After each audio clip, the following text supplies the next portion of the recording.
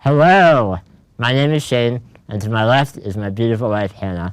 We are so excited to be moderating today's third SMA My Way Real Talk panel. For those of you who might not be familiar, SMA My Way is a collaboration between Genentech and the SMA community, created by the SMA community in support of all people impacted by SMA. For today's panel, we have some amazing panelists who are going to be sharing their real-life experiences. Yes, today's discussion is going to be about disability, visibility, and representation in media and social media. So we're going to discuss how we feel people with disabilities are currently being represented, and we're going to talk about some of the challenges we've all faced in the hopes of increasing awareness and building more positive outcomes. So the panelists today are our fellow SMA My Way contributors, who many of you already know. Do you guys want to introduce yourselves, starting with James? James, and I am an actor, a singer, songwriter, and an artist. My name is Jasmine. I'm a mom, an entrepreneur, and disability advocate. My name is Brianna. I'm a writer, editor, and mental health advocate. All right, and with that, thank you everyone for joining us, and let's get started. All right, let's jump right in to our first question. I would love to hear from each of you how you came to appreciate the importance of representation for people with SMA and other disabilities. Was there a particular experience that you had that impacted your perspective of your sense of self? And let's start with Brianna. Well, my obsession with representation started at a young age. I started, I think I was like 13. I started writing self-insert fan fiction, which is where you write yourself or a character like yourself into an existing franchise. So when I was 13, I wrote like this 350-page book that was about treasure hunting and everything, and it was not good at all. It was so bad. But it really showed me how empowering it could be to just write myself or someone like me into a story. And it worked. And it was it really gave me the dream to do that professionally for the rest of my life. Yeah, I mean, they say, write what you know. That's the big piece of writing advice, and it's so important that you're doing that. Thank you for sharing. How about you, James? Yeah, so I always wanted to be an actor and a musician, and growing up, I just never saw anyone with SMA or a disability, in those roles that was visible. And so I always felt, because I didn't see, that person or those people, I couldn't do it. And that's such a big part of my life that's really makes me feel like myself. And so I thought SMA was going to prevent me from living out my dreams and really feeling, like who I am as a person. Yeah, I feel the same way. When I was younger, there was zero representation of people with disabilities or SMA. I mean, when I went to summer camp, that's about as far as it went. But yeah, when I started using social media for business, I just fell into the community, and just seeing other entrepreneurs and artists and, and other moms, it really just empowered me, and just seeing other people, just seeing myself in everyone, it just, really gave me the understanding of how important representation is, for sure. Yeah, thank you for sharing, guys. I think, art and advocacy can both be so important in finding who you are, along with that representation, so. All right, so moving on to our next question. What progress or positive change in representation have you seen in the last 5 to 10 years? And what more would you like to see? So James, do you want to start? Yeah, so I would say I have seen the conversation about disability representation. I've seen that conversation a lot in various articles, publications. I've seen more, I've seen a few more roles on TV and in other media, and I've seen an increase in auditions a little bit, but it's still very, very lacking. If you look at the numbers, it's still an extremely small percentage, of people who actually have disabilities in those roles. And so I just want to see I want to see more auditions. I want to see more roles actually cast for people with disabilities. And I want to see people, in lead roles, recurring roles, series regulars, and just prominent roles with disabilities. So I'd like to see a lot more of that. I could not agree more with everything that you said.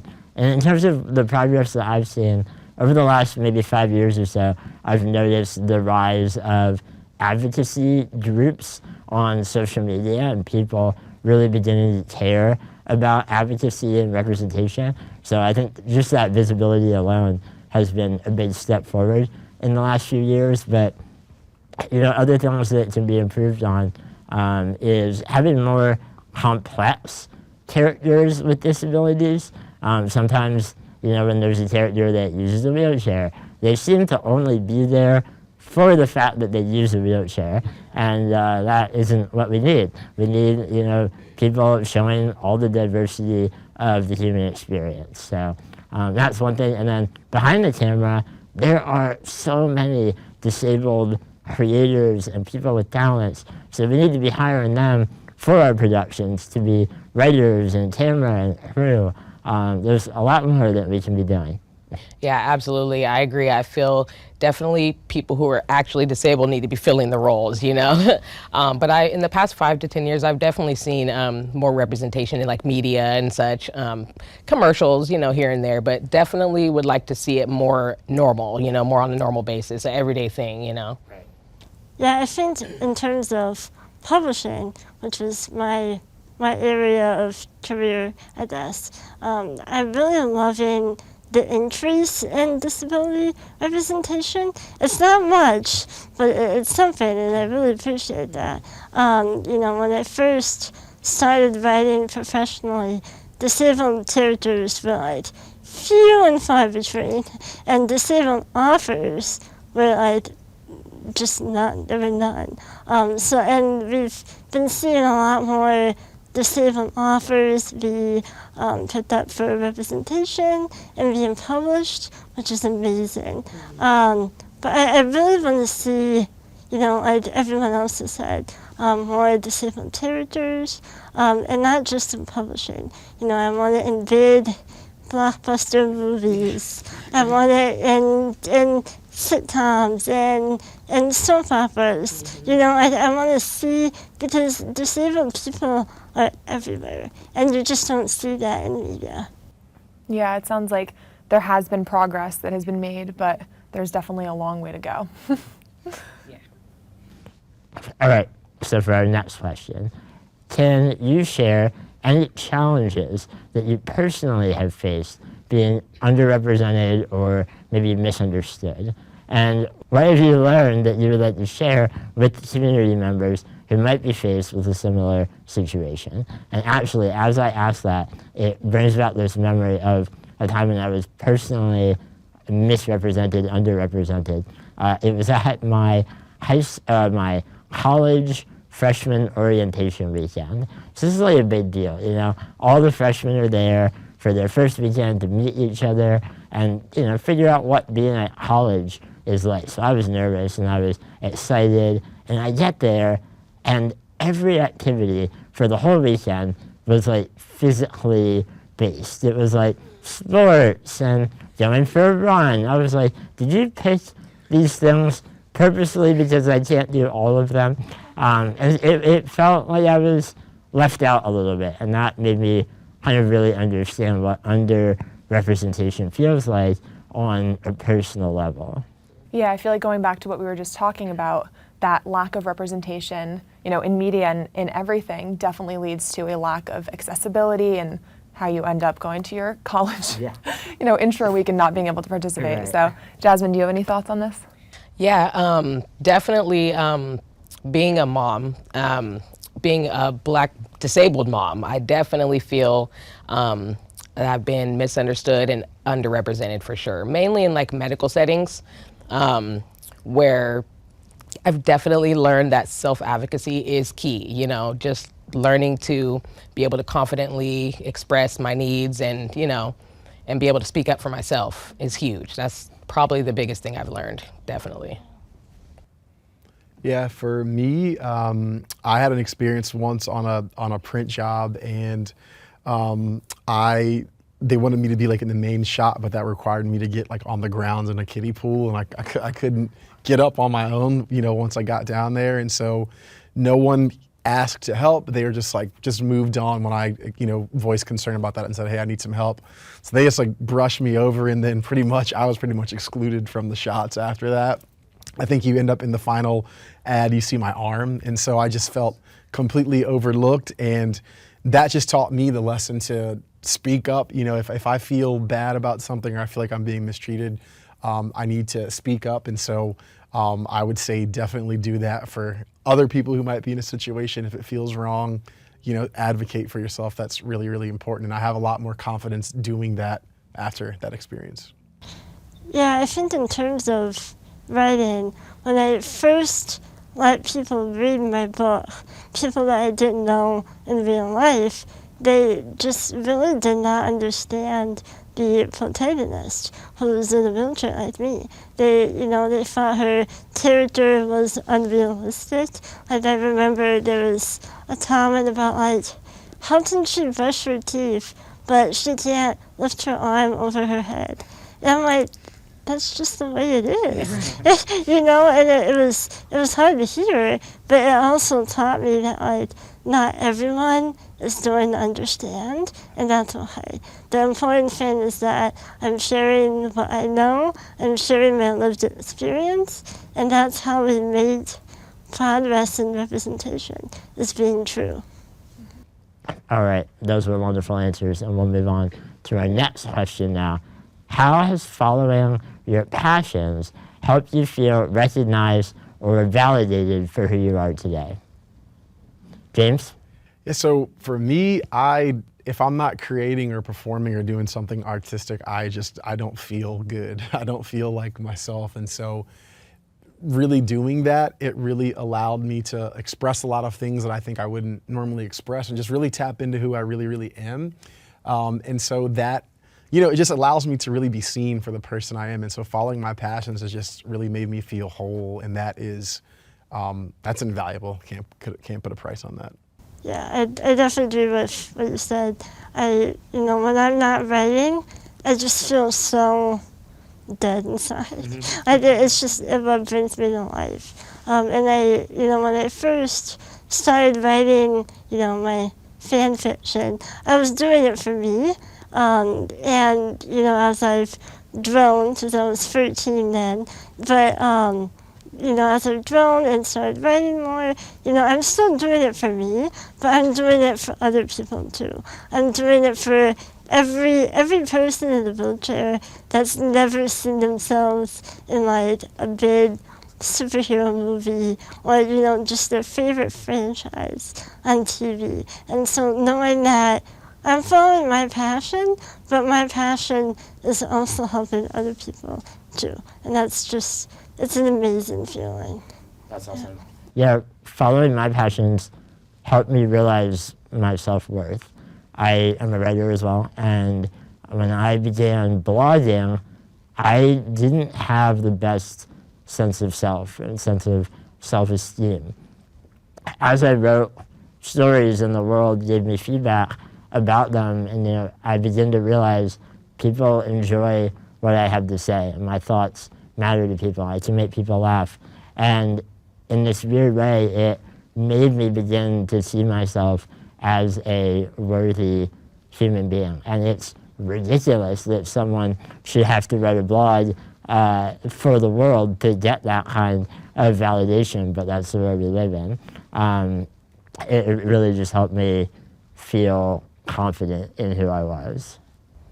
Yeah, I feel the same way. When I'm helping people like grow and start their business, I feel like I'm bringing them value and just using my skills and my abilities. And by bringing other people value, that just makes me feel good, And yeah, I feel validated, and just being able to help other people, giving them fresh ideas, and, it just makes me feel good being able to give back. Yeah, very true. All right, so for our next question, can each of you share an example of how you encourage authentic representation in the media or on social media. And so we'll begin with Brianna. Yeah, I'm very intentional in what I share online. If you follow me on social media, I'm not very active on it. It just stresses me out. But I made a promise to myself back when I first joined that I would be honest about my life as a disabled woman. I wouldn't hide things. I wouldn't pretend it all away. I wouldn't just post the, sunshine pictures in California. Like I would be honest. And, day-to-day life, it is really hard being honest about where I'm at, especially in my career and my publishing journey. But every time I am, people are just so kind to me, and they show up and they support me. And that just reminds me that when I'm authentic, even if it's kind of scary, it gives people the encouragement to be their own true selves. Spaces, I think, is a great example of authentic representation. That the song in the video, it was created by people with SMA, so it came from our community.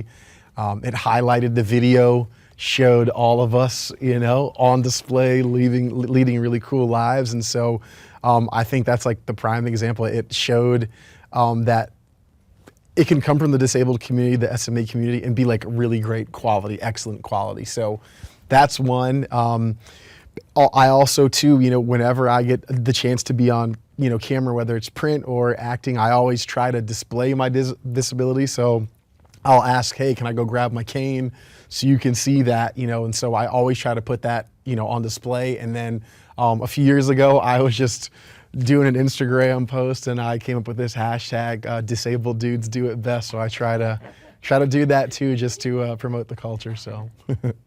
I love that. And I have to say, Shane and I absolutely loved working on Spaces. And, I think it's not just important to the SMA community because it's an amazing song, but it really did celebrate the lives of people with SMA. So that was an amazing thing to work on. And, Shane and I, in whatever projects we're doing, we always try to hire and work with disabled, creatives and professionals because that's so important. I try to encourage authentic representation by just being myself, like just showing up, showing my life without, like I used to be really self-conscious about, putting myself out there and telling my story. But just seeing people like you guys, like just encourage me to be authentic and give people that encouragement and empowerment. So just being myself on social media, just being a mom, a disabled mom, that's me. All right, moving on to our next question. What is one way in which society can better support the disability community? Is there someone you feel is a strong example or is leading the charge? Jasmine, do you want to begin?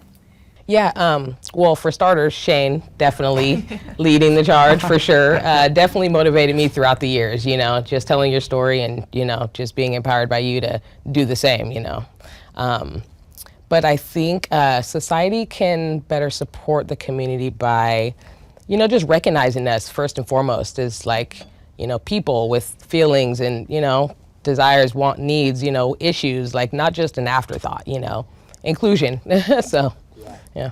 Yeah, people are always asking like, what can I do as a non-disabled person to better support the disability community? And the easiest thing and the first thing I tell them is follow disabled people. There are so many of us out here creating and providing information for you to consume. So follow to disabled people, listen to disabled people, and you'll probably learn something. Yeah, speaking of learning, I think learning about our causes, like the things that we deal with in our day-to-day lives, and then standing in solidarity with us. I've met people that are not disabled, that are so afraid of joining the cause because they don't want to speak over us and take the spotlight. And I'm like, yeah, I know you think that, but eventually disability is going to affect everyone at one point in their life, So some minimum wage, marriage equality, healthcare, all of those things, it affects all of society in different ways. So when people say they're afraid to speak over someone, you're not going to, because it will affect you someday. I'd say society can consume art that disabled people create, or whatever products there are, but help us follow our passions, hire people with disabilities in leadership roles. Shane, you talked about, in entertainment behind the camera, have people with disabilities in all of those roles, leading the charge. And I would also say, look to them when you have questions or, any sort of guidance on things related to disability. Look to people to do that with disabilities, so that, disability culture can be, promoted. And I think that really goes a long way. And then in terms of people leading the charge, I think everyone on the panel is leading the charge. That's what it takes, I think. Absolutely.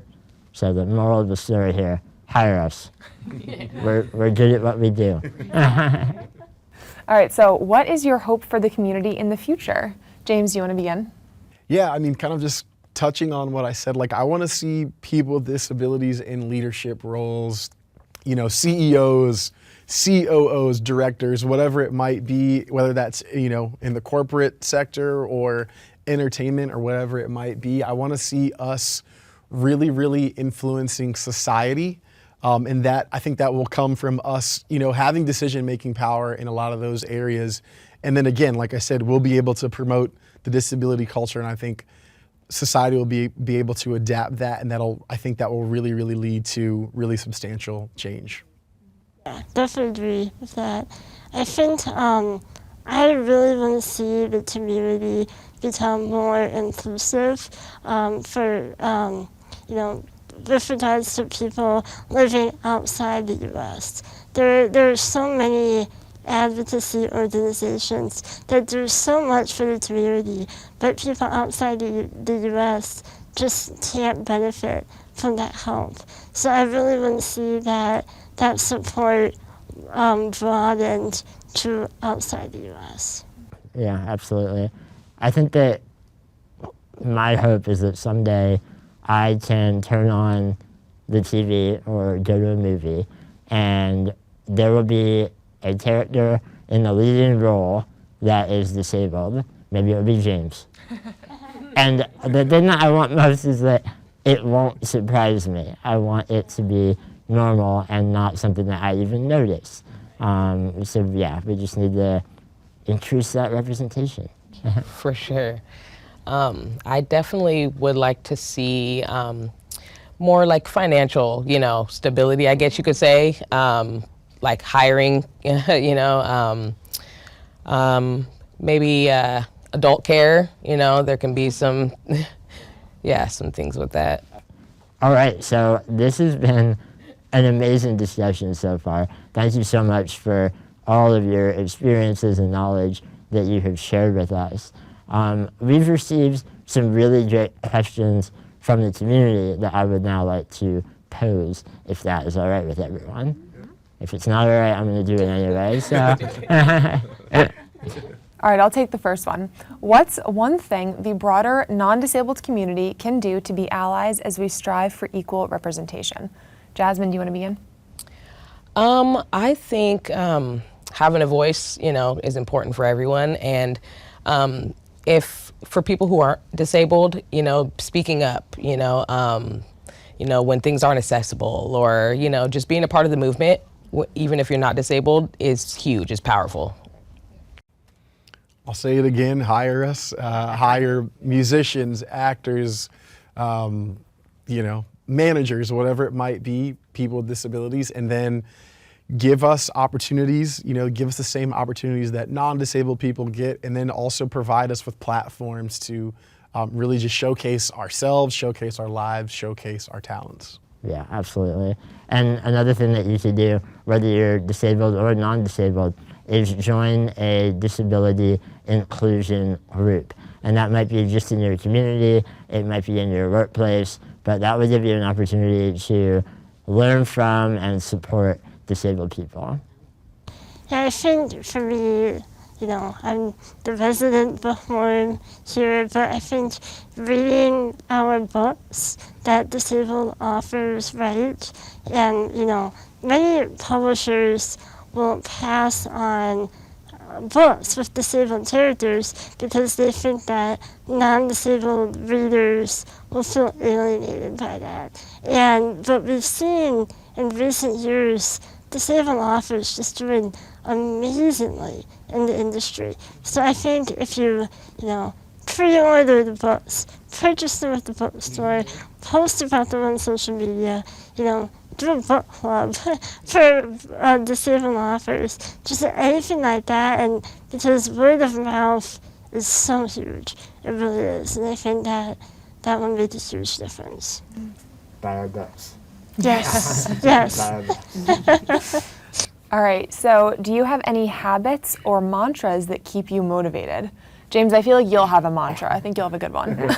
Yeah, I mean, mine's like kind of like it came from like a humorous place, but it also has a lot of serious for me. But I just say don't mess up, and it's just kind of like you have one shot, make it good, and so it adds pressure to myself. But I also kind of like laugh about it, which keeps it a little bit light. But it really just like allows me to be present in the moment and just be really, really focused. So I kind of everything I do, I'm saying don't mess up. Yeah, I think mine is, I touched on this earlier, but my story to not be everything to everyone. Like, that affirmation is so important to me because it reminds me that not everyone will understand my work, and that's okay. The people that need my work and will benefit from it will find it in time. And I just have to be brave enough to put it out there. That's awesome. Mine is have the courage to be who you are. As someone who, is just afraid to put myself out there and just, that's huge for me. So all I know is I have today, and that's it, and I'm gonna do my best. And just be myself. That's all I can be. It sounds like having a mantra is a super important thing for keeping yourself motivated and moving forward in the direction that you want to be going. My mantra is actually the opposite of you, James. So we're in different forms of art, but mine is like mess up because Yes. You can edit and you can rewrite, and so I just encourage myself to create every day so that I keep that part of my mind working and knowing that I can always edit and fix up anything that I write on the first draft. So Very absolutely. true. All right, so it's time for our last question of the day. This is one that is really important for the future generations. So, what impact do you think greater representation will have on kids with SMA today? Jasmine, do you want to begin?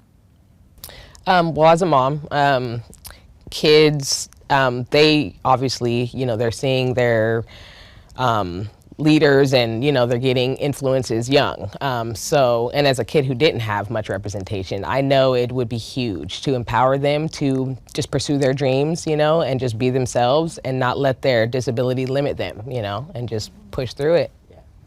I think it gives kids confidence earlier in life to work towards their goals. If you see someone, an adult with your disability, doing something that you aspire to do, that shows you a path of how to get there. And so it makes that dream more realistic and attainable, I think. So important. What do you think, James? Yeah, honestly, essentially what you said, Shane. Like, for me, I always like to see an example of what's being done that I want to do. And when I was a kid, I never saw someone like me doing what I wanted to do. So if I can see that and visualize it, I'm like, oh, this is possible. And so I think if kids with SMA can see people doing what they want to do, I think they'll be like, oh, I can do this too. And I hope that will set them on the path to do what it takes to get there. Yeah, I mean, after what everyone else said, kids with SMA will know that they belong wherever they want to belong because the world around them will reflect that truth, which is so important. All right, well, that is all the questions and all the time that we have today.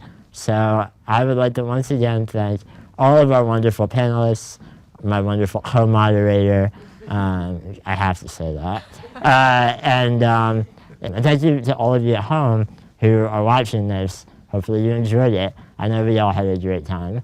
If you're interested in more content from us and other people living with SMA, you can visit smamyway.com. There is lots of very interesting and educational and funny content on that site. So check it out, and thank you again, everyone.